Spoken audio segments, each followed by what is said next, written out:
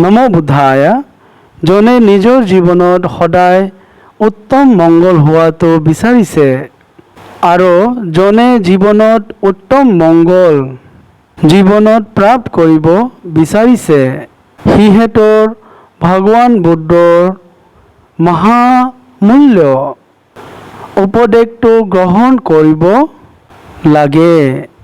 ভগৱান বুদ্ধ সবাৰ মংগল আৰু কল্যাণৰ কাৰণে এই 38 মংগলৰ ওপৰত দেশনা দিছিল। আহক ভগৱান বুদ্ধৰ 38 মংগল কি আছে এইটোকে আমি শুনিবলৈ জানিবলৈ চেষ্টা কৰিম। সাধু সাধু সাধু। নমো তস্স ভগৱতো অৰহতো সম্মা সম্বুদ্ধস্স। নমো তস্স ভগৱতো অৰহতো সম্মা সম্বুদ্ধস্স।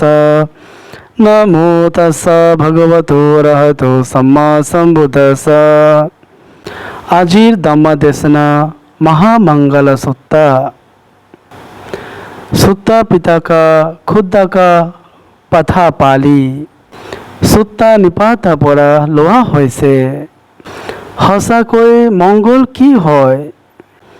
এক সময়ত ভগৱান বুদ্ধৰ সাৱতী জেতৱানা অনাথ পিণ্ডিকা বনাই দিয়া বিহাৰত আছিল। তেতিয়া এক মাঝৰাতি এজন দেৱতা ভগৱান বুদ্ধৰ ওচৰত আহিছিল আৰু ভগৱান বুদ্ধক বন্দনা কৰি নমস্কাৰ কৰি এক ছাইডত থিয় হৈছিল আৰু থিয় হৈ ভগৱানক সুধিছিল যে ভগৱান মানুহৰ কল্যাণৰ কাৰণে মংগল কি হয় এইটো ওপৰত দেশনা দিলে ভাল হ'ব।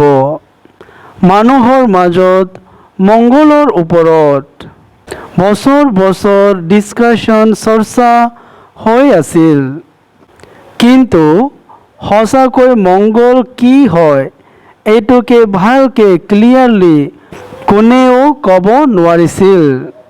কিছুমান মানুহ কয় যে ক'ৰবাত যোৱাৰ সময়ত যদি মেকুৰীয়ে ৰাস্তাত কাটে তেতিয়া অমংগল হয়। ৰাতিপুৱা গৰু দেখি পালে বা গৰ্ভৱতী মহিলা দেখি পালে মংগল হয়। ক'ৰবাত জাগাত যোৱা সময়ত যদি বৰ্তি পানী বৰ্তন দেখি পালে মংগল হয়। এইটো শুনাৰ পিছত সিহঁতৰ মাজত কিছুমান একচেপ্ট কৰিলে আৰু কিছুমান একচেপ্ট নকৰিলে।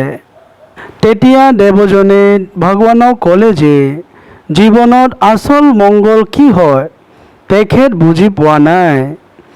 সেইকাৰণে ভগৱানক সবৰ ওপৰত অনুকম্পা কৰি মংগলৰ ওপৰত দেশনা দিবলৈ অনুৰোধ কৰিলে।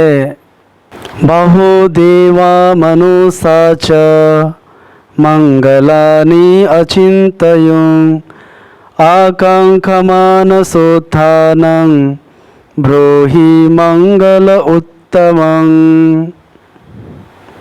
ভগৱান বুদ্ধ কৈছিল আছেৱনা চ বালানাং পণ্ডিতানাং চ সেৱনা পূজা চ পূজনীয়ানাং এতাং মংগল উত্তমং। আছেৱনা চ বালানা তাৰ অৰ্থটো হ'ল আ প্লাছ সেৱনা। আ অৰ্থটো নকৰিবা, সেৱনা ক'লে সংগতি, বালানা মানে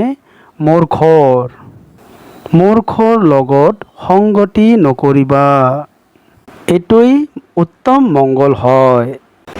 মূৰ্খ ব্যক্তিৰ লগত সংগতি কৰিলে আমাৰ কিমান লোকচান হয় এইটো জানিবলৈ ভগৱান বুদ্ধৰ সময়ত একটা ঘটনা চাওঁ। ভগৱান বুদ্ধৰ সময়ত দেৱদত্ত এজন মূৰ্খ বা অসৎ পুৰুষ আছিল। সেই সময়ত ৰাজা বিম্বিসাৰৰ পুতেক অজাতশত্ৰু আছিল। দেৱদত্ত এই অজাতশত্ৰুক চমৎকাৰ দেখুৱাই নিজৰ জালত ফচাই ল'লে আৰু অজাতশত্ৰু অসৎ পুৰুষৰ লগত সংগতি হ'ল। তেওঁৰ একো মংগল নহ'ল। দেৱদত্ত অজাতশত্ৰুক ক'লে যে তেওঁ বুদ্ধক হত্যা কৰি নিজে বুদ্ধ হ'ব আৰু অজাতশত্ৰু নিজৰ দেউতাক ৰজা বিম্বিসাৰক হত্যা কৰি নিজে ৰজা হ'ব পাৰিব। সেইটোৰ মতে অজাতশত্ৰুৱে নিজৰ দেউতাক মাৰি মহাপাপ কৰি পেলালে। কেলে এজন অসৎ পুৰুষৰ লগত সংগতি কৰাৰ কাৰণে। ইয়াৰ পিছত অজাতশত্ৰু বহুত পস্তাইছিল আৰু জীৱনৰ সুখ শান্তি চব গুচি গ'ল। এদিন ভগৱান বুদ্ধৰ দেশনা শুনিলে আৰু বুদ্ধ ধম্মা আৰু সংঘৰ শৰণ ল'লে। তেখেত যোৱাৰ পিছত ভগৱানে ভিক্ষুসকলক ক'লে যে অজাতশত্ৰু নিজৰ দেউতাকক হত্যা নকৰা হ'লে ভগৱানৰ দেশনা শুনি সেইদিন টোতেই চুতাপন্ন হ'লহেঁতেন। কিন্তু অসৎ পুৰুষ মূৰ্খ দেৱদত্তৰ লগ লৈ নিজৰ ভাগ্যটো হেৰুৱাই পেলালে। চাওক মূৰ্খ সংগতি কিমান ভয়ানক, কিমান লোকচান দিয়ে। সেইটো কাৰণে ভগৱান বুদ্ধই কৈছে মূৰ্খ ব্যক্তিৰ লগত সংগত নকৰিবা, এইটোৱেই উত্তম মংগল হয়। পণ্ডিতানাঞ্চ সেৱনা এই অৰ্থটো হ'ল জ্ঞানীৰ লগত সংগতি কৰিবা, এইটোৱেই উত্তম মংগল হয়। পূজা চ পূজনীয়ানং সন্মানৰ যোগ্য মানুহক সন্মান কৰিবলৈ লাগে। পূজনীয় ব্যক্তি কোনে হয়? সম্মা সম্বুদ্ধা, পচেকা বুদ্ধা, আৰিয়া, শীলৱান, গুণৱান, ত্যাগী, মাতা পিতা আৰু মহাপুৰুষ এনেকুৱা মানুহক পূজা কৰিলে জীৱনত উত্তম মংগল হয়। পতিৰুপদেশৱাসু চ পুব্বে চ কত পুণ্যতা আত্মসম্মাপনিধি চ এতং মংগল উত্তমং। প্ৰতিৰূপা ক'লে প্ৰতিৰূপ, সুইটেবল, উপযুক্ত। দেশা ক'লে জাগা বা স্থান। ৱাসা ক'লে থকা। প্ৰতিৰূপ স্থানত থাকিলে উত্তম মংগল হয়।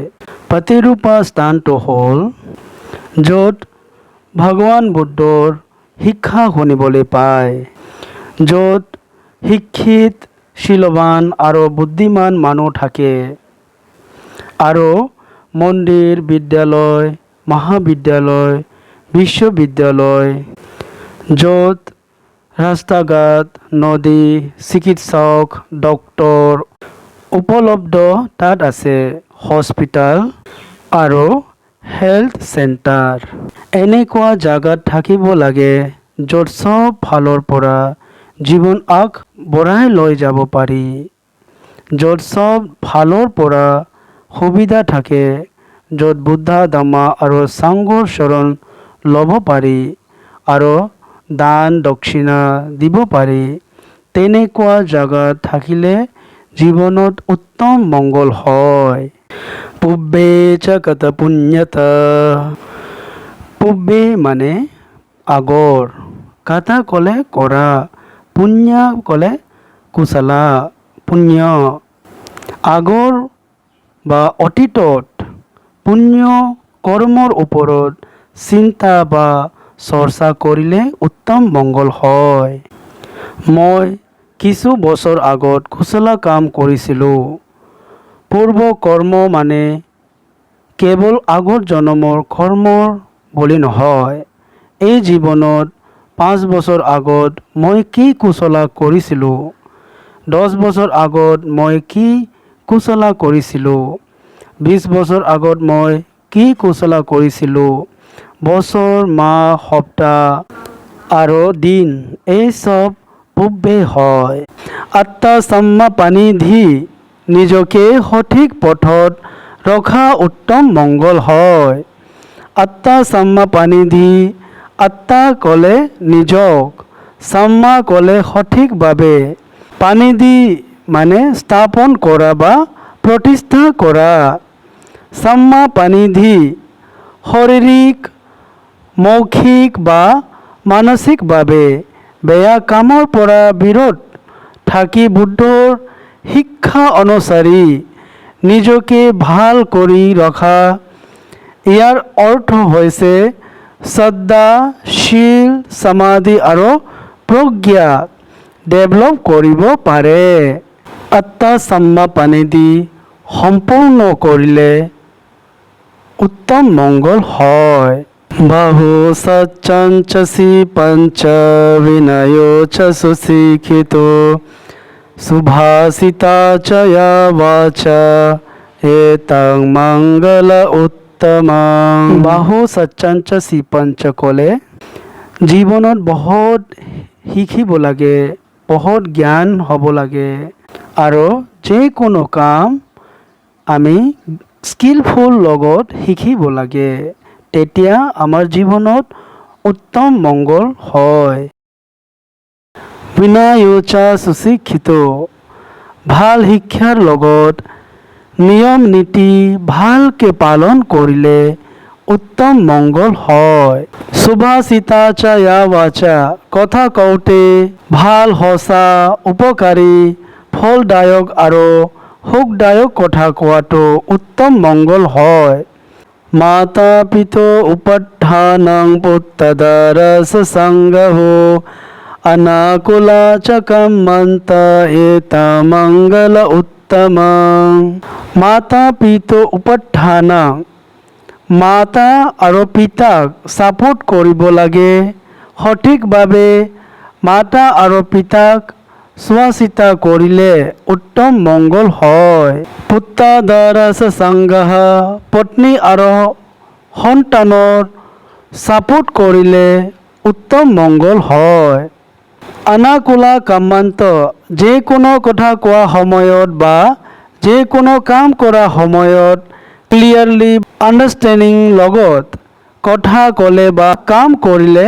উত্তম মংগল হয় দানং চ ধম্মচৰ্য চ জ্ঞাতা কানং চ সংগহো অনবজ্জানি কম্মনি এতা মংগল উত্তমং দান দক্ষিণা দিলে উত্তম মংগল হয় দুই প্ৰকাৰৰ দানা আছে আমিষা দানা ধাম্মা দানা আমিষা দানা ক'লে বস্তুৰ দান ধাম্মা দানা ক'লে ধাম্মা দান ধাম্মাচাৰ্য ধাম্মা পালন কৰিলে উত্তম মংগল হয় জ্ঞাতা কানঞ্চ সংগহ জ্ঞাতি ক'লে সম্পৰ্কীয় ৰিলেটিভছ সংগহ ক'লে সহায় সম্পৰ্কীয়ক সহায় কৰিলে উত্তম মংগল হয় অনবজ্জ কাম্মা ক'লে নিন্দনীয় কাম নকৰিলে উত্তম মংগল হয় আৰতি বিৰতি পাপ মজ্জপান চ সংযমো অপমাদো চ ধম্মেষু এতা মংগল উত্তমং পাপ আৰতি ক'লে বেয়া চিন্তাৰ পৰা আঁতৰি থাকিলে উত্তম মংগল হয় পাপা বিৰতি ক'লে বেয়া কাম আৰু বেয়া কথাৰ পৰা বিৰত থাকিলে উত্তম মংগল হয় মজ্জপান চ সংযম ক'লে নিচা বস্তুৰ পৰা বিৰত থাকিলে উত্তম মংগল হয় অপমাদো চ ধম্মেষু কুশলা কামত অৱহেলা নকৰিলে উত্তম মংগল হয় গাৰভো চ নিবাতো চ সন্তুষ্টি চ কৃতজ্ঞতা কালেন ধম্ম সাকাচ্ছ এতামঙ্গল উত্তমং। গাৰৱা ক'লে গৌৰৱনীয়, শ্ৰদ্ধা আৰু সন্মানৰ যোগ্য ব্যক্তিক গৌৰৱ, শ্ৰদ্ধা, সন্মান কৰিলে উত্তম মংগল হয়। নিৱাটো ক'লে অহংকাৰ নকৰি নম্ৰতা ভাৱে থাকিলে উত্তম মংগল হয়। সন্তুষ্টি ক'লে যিকোনো পৰিস্থিতিত সন্তুষ্ট থাকিলে উত্তম মংগল হয়। কৃতজ্ঞতা ক'লে সহায় কৰা ব্যক্তিজনৰ ওপৰত কৃতজ্ঞতা ৰাখিলে উত্তম মংগল হয়। কালেন ধম্ম শ্ৰৱণ, সময় সময়ত ধম্ম শুনিলে উত্তম মংগল হয়। ক্ষান্তি চ সুৱচস্সত সমনানং চ দাসনং, কালেন ধম্ম সাকাচ্ছ এতামঙ্গল উত্তমং। ক্ষান্তি ক'লে ধৈৰ্য থাকিলে উত্তম মংগল হয়। সুৱচস্সতা, আমি আজ্ঞাকাৰী হ'ব লাগে। আজ্ঞাকাৰী হ'লে জীৱনত উত্তম মংগল হয়। সমনানং চ দাসন ক'লে শীলৱান, ত্যাগী ভ্ৰান্তি সকলক দেখাতো উত্তম মংগল হয়। কালেন ধম্ম সাকাচ্ছ, সময়মতে ধম্ম আলোচনা কৰিলে উত্তম মংগল হয়। তপো চ ব্ৰহ্মচৰ্য চ আৰ্য সচ্চান দৰ্শন, নিব্বান সচ্চিক্ৰিয়া চ এতামঙ্গল উত্তমং। তপো ক'লে লোভ, দোষ আৰু মোহৰ পৰা মুক্তি পাবলৈ আৰু শীল, সমাধি, প্ৰজ্ঞা বঢ়াবলৈ তপস্যা কৰিলে উত্তম মংগল হয়। ব্ৰহ্মচৰ্য ক'লে ব্ৰহ্মচাৰী পালন কৰিলে উত্তম মংগল হয়। আৰ্য সচ্চান দৰ্শন, আৰ্য সচ্চান দৰ্শন ক'লে চাৰিটা আৰ্য সত্য বুজি পালে উত্তম মংগল হয়। চাৰিটা আৰ্য সত্য কি? দুঃখ সত্য, সমুদয় সত্য, নিৰোধ সত্য, মোক্ষ সত্য। নিব্বান সচ্চিক্ৰিয়া ক'লে নিব্বানৰ সুখটোকে অনুভূতি কৰাটো উত্তম মংগল হয়।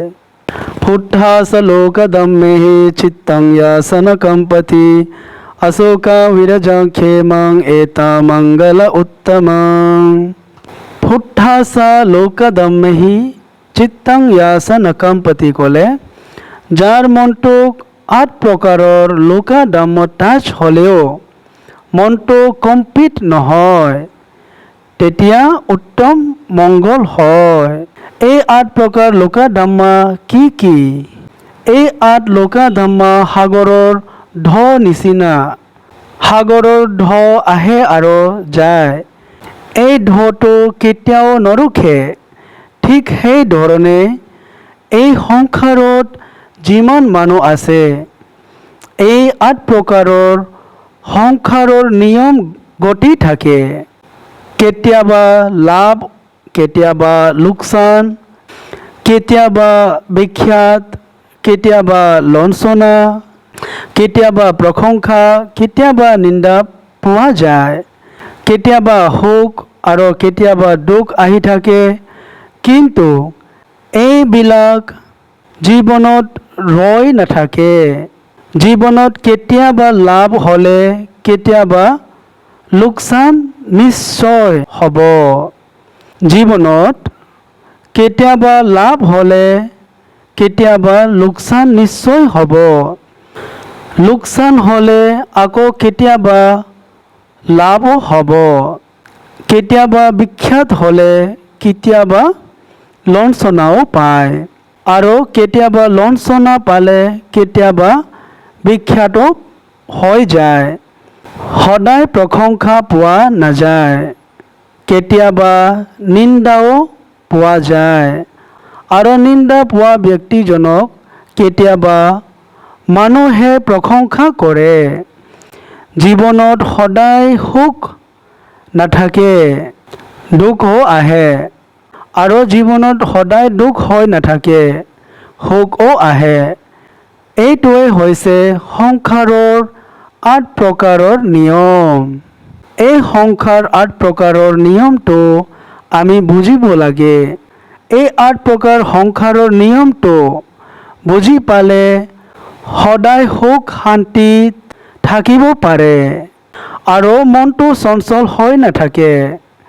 সেইকাৰণে উপাসক উপাসিকাই এই ৮ প্ৰকাৰৰ লোকা ধাম্মাটো জানিবলৈ ডেভেলপ কৰিবলৈ চেষ্টা কৰিব লাগে, যাতে জীৱনত সদায় সুখ শান্তিত থাকিব পাৰে। আশোকা ক'লে, যোনে লোভা দোষা মহা শেষ কৰি দুখৰ পৰা মুক্তি হয়, সেই জীৱন উত্তম মংগল হয়। বিৰাজা ক'লে, দশা কিলেশা কমাব পাৰিলে উত্তম মংগল হয়।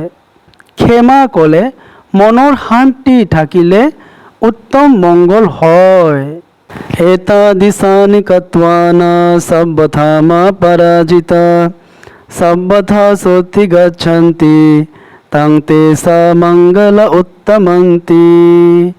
সাধু সাধু সাধু।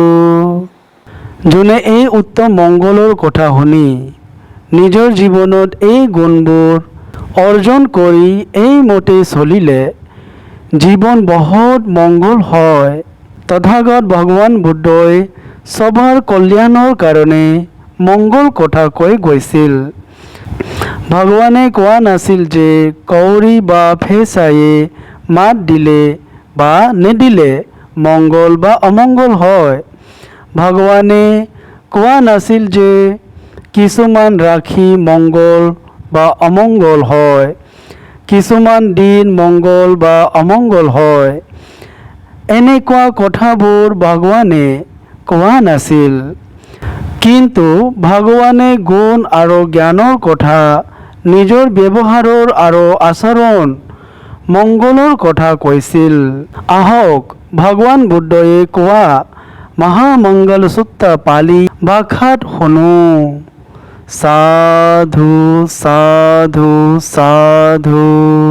এৱং মে সুতং একং সময়ং ভগবা সাৱধিয়ং বিহৰতি যেতবনে অনাথপিণ্ডিকস্য আরমে अधको अन्यतरा देवताभिकन्तायरत्य अभिकन्तवन्न केवलकपं जेतवनं उभासित्वा येन भगवतेनुपसङ्कमित्वा भगवन्तं अभिवादित्वा एकमन्तं अट्ठासि एकमन्तं पिताकोशदेवता भगवन्तं गाथाय अजभासि बहुदेव मनसा च मङ्गलानि अचिन्तयं आकाङ्क्षमानसोत्थानं ब्रूहि मङ्गल उत्तमा असेवना च बालानां पण्डितानां च सेवना पूजा च पूजनीयानां एतां मङ्गल उत्तमा पतिरूपदेशवासो